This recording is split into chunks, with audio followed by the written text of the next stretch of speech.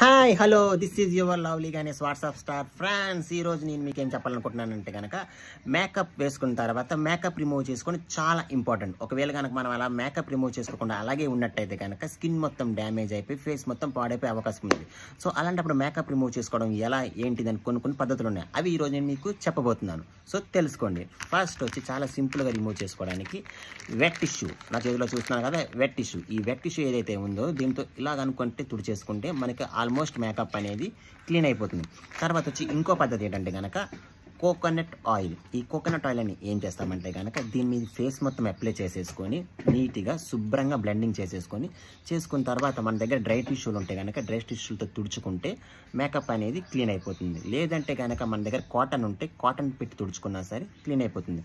తర్వాత వచ్చి ఇంకో పద్ధతి ఏంటంటే కనుక క్లెన్జింగ్ మిల్క్. చూస్తున్నారు కదా క్లెన్జింగ్ మిల్క్. ఇది ఏంటంటే చూడడానికి లోషన్ లాగా మాయిశ్చరైజేషన్ లాగా కూడా ఉంటుంది.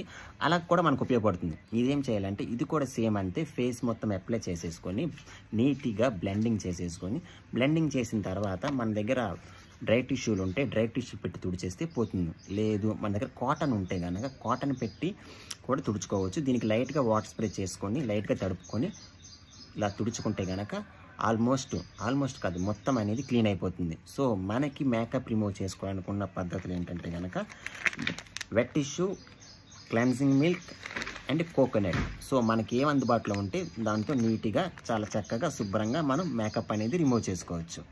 ఓకే.